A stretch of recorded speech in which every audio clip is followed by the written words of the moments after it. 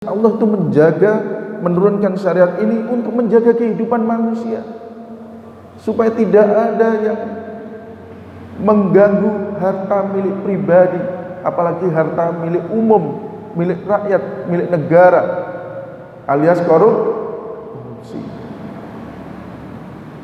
Al-muhafadzatu 'alal amwal, menjaga harta, ya. Sanksinya sangat tegas.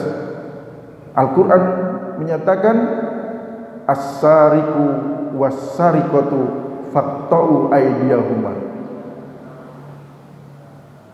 Laki-laki yang mencuri, as-sariq was-sariqatu, dan perempuan yang mencuri, faqta'u aydiyahuma, potong tangannya, Pak. Jerah, Pak, kalau sudah potong tangannya. Mau korupsi mikir-mikir lagi, Pak. Waduh. Dan disaksikan oleh orang banyak. Pernah dipotong berarti pernah korupsi, pernah mencuri, dan seterusnya. Dan itu kalau dijelaskan dalam hadis Nabi itu, cara motongnya itu jelas secara menyilang. Misalkan pertama korupsi tangan kanan, kok masih korupsi lagi kaki sebelah kiri, Pak, menyilang. Tapi insya Allah sekali saja sudah jerah, nggak bakalan lagi mencuri, nggak bakalan lagi mengganggu harta orang lain. Jadi aman, maslahat terjadi di sana ketika syariat Allah itu diterapkan dalam kehidupan sehari-hari. Tuh. Kemudian juga al-muhafadzatu 'alal amni, menjaga keamanan, ya. Nah, keamanan itu dari para pembegal, perampok di jalan, ya. Termasuk juga keamanan dari sisi nyawa, ya. Nyawa manusia, ya. Melindungi jiwa manusia, ya. Supaya apa? Tidak mudah orang itu saling membunuh. Ada sanksinya bagi pelaku pembunuhan, ya. Orang yang membunuh, ya, sanksinya adalah al-qisas dalam Islam. Tapi kita semua tidak bisa melaksanakan, karena itu masuk kategori perbuatan wajib, tapi tidak bisa dilakukan oleh individu, harus negara yang melaksanakan. Jadi apa yang kemudian diperintahkan oleh Allah, kewajiban-kewajiban itu ada yang bisa dilaksanakan oleh individu, ada yang tidak bisa, harus negara. Nah, kalau kemudian negara ini seandainya mau menggunakan syariat Allah ini, insya Allah akan aman kehidupan berbangsa dan bernegara ini. Yang terakhir yaitu al-muhafadzati 'alad daulah, menjaga negara dari segala bentuk ancaman disintegrasi, memisahkan diri dari kesatuan negeri kaum muslimin. Jadi disintegrasi itu dalam Islam, Pak, hukumnya haram, karena Islam mewajibkan adanya persatuan dan mengharamkan perpecahan. Luar biasa, Islam ini luar biasa sempurna. Kalau diaplikasikan dalam kehidupan sehari-hari, insya Allah apa yang kemudian didambakan oleh para founding fathers, yaitu mencita-citakan agar menjadi baldatun thayyibatun wa rabbun ghafur, benar-benar Allah sebagai Rabbun Ghafur itu akan memberikan ampunannya kepada penduduk negeri itu. Dasarnya adalah keimanan dan ketakwaan kepada Allah Subhanahu wa taala. Bapak dan Ibu sekalian yang dimuliakan Allah Subhanahu wa taala, takwa sebagaimana nama dari masjid ini, itu kita harus benar-benar pahami, resapi, dan laksanakan dalam kehidupan kita sehari-hari. yaitu melaksanakan seluruh perintah Allah tanpa memilih apa yang diperintahkan oleh Allah, maka wajib laksanakan. Itu takwa, dan meninggalkan seluruh yang dilarang oleh Allah Subhanahu wa taala. Karena itu masuk kategori 5 tadi, Pak. Kalau perintah dilaksanakan sifatnya wajib, ditinggalkan berdosa, perintah Allah. Kalau larangan dilaksanakan sebaliknya, haram. Haram itu kalau dilaksanakan berdosa. Kalau ditinggalkan maka mendapatkan pahala dan kemuliaan.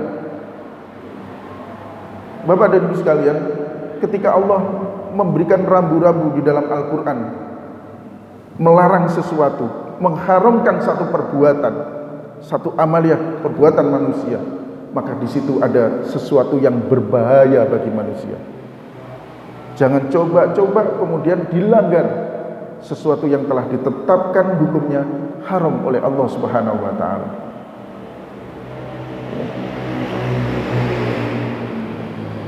Al-Quran itu ibaratnya pedoman, Pak. Ya memang pedoman. Ya. Yang namanya pedoman itu tidak hanya sekedar dibaca, tetapi diamalkan, diikuti pedoman itu. Jenengan kalau kendaraan di jalan raya, ya, kalau jenengan mau ke Jember, melewati Gumiter, Pak. Nggih. Nah, Gumiter kan ada rambu-rambu, Pak. Belok kanan, belok kiri. Nah, kan liku-liku jalannya. Nah, jenengan kok nggak mau ngikuti rambu-rambu itu, apa yang akan terjadi? Celaka.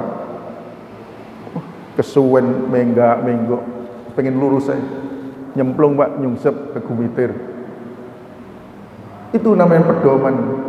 Apalagi Al-Quran, Bapak dan Ibu sekalian, pedoman kehidupan yang membimbing kita, mengarahkan kita supaya kehidupan kita di dunia ini selamat. Yang namanya Al-Quran itu pedoman kehidupan di dunia, Pak, selama kita di dunia. Akhirat itu adalah capaian dari apa yang kemudian kita laksanakan di dunia ini. Ngikuti pedoman maka akan selamat. Selamat pada tujuan kita, yaitu akhirat.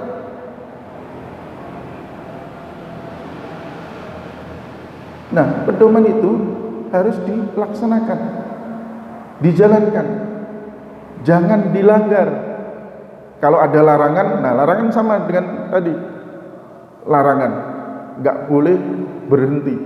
Kalau berhenti berbahaya. Atau misalkan lampu merah itu, Pak, yang namanya merah kan maknanya kan kita paham semua, berhenti, jangan diterabas, Pak. Celaka, bahaya. Ada sesuatu yang membahayakan, itu larangan. Apalagi yang melarang Allah, yang menciptakan manusia, berarti rambu-rambu bagi kehidupan manusia. Jangan dilanggar, jangan diotak-atik, jangan diakal-akali. Misalkan khamar itu jelas haram, jangan diotak-atik. Wah, nanti gimana dong? Nah, bikin undang-undangnya, nanti kita pajaknya besar itu, eman-eman. Gimana, Pak? Eman-eman pajaknya besar itu. Coba bikin aturannya. Nah, bikinlah, coba bikin aturan baru. Ini pabriknya boleh, tapi masyarakatnya nggak boleh konsumsi. Tapi boleh mendirikan pabrik miras. Alasannya apa? Dibikin alasannya dalam undang-undang itu, dijual ke luar negeri. Kira-kira bisa nggak, Pak? Nggak bisa. Pernah dulu dicoba zamannya Pak Harto masihan ya. Pabrik miras ada, nggak boleh dikonsumsi, nggak boleh dijual dalam negeri, luar negeri. Ternyata di luar negeri, Pak, kualitasnya kalah dengan miras bikinan Eropa. Mau bawa kemana? Pemilik pabrik itu mesti akan ngelobi lagi. Gimana ini? Nggak laku. Dan nggak mau rugi. Akhirnya balik lagi, Pak, ke Indonesia, diselundup-selundupkan. Akhirnya ada istilah Wah, itu miras ilegal itu, nggak ada izinnya. Bukan masalah ilegal dan legal dan ilegal. Ini sesuatu yang diharamkan oleh Allah. Ada sesuatu yang berbahaya di dalamnya. Kalau kemudian diotak-atik aturan itu, ya, dibolehkan pabrik, ini sama dengan nadai air bocor, hujan, tapi dibiarin bocornya nggak ditutup, ya tetap banjir, Pak, bahaya. Maka harus ditutup kerannya, ditutup bocornya itu, supaya kita selamat. Atau yang lain. Jadi kalau ada aturan yang sudah jelas, ya, hukumnya al-haqqu bayyinun, al-halalu bayyinun, wal haramu bayyinun. Sesuatu yang halal, yang hak, yang benar itu sangat jelas. Dan sesuatu yang haram juga jelas. Wa bainahuma mutasyabihatun. Di antara yang halal dan haram itu ada yang namanya syubhat. Nah, bagaimana kemudian kita menghadapi sesuatu yang syubhat? Syubhat itu, Bapak Ibu sekalian, makna bahasanya adalah sesuatu yang remang-remang, yang enggak jelas.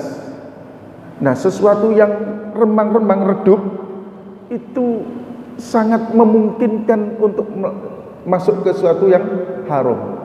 Untuk itu, sesuatu yang syubhat harus kemudian dihindari. Harus dihindari karena akan memberikan peluang untuk melakukan yang haram tadi. Misal, contoh sesuatu yang syubhat, ya, remang-remang. Saya ini nggak ikut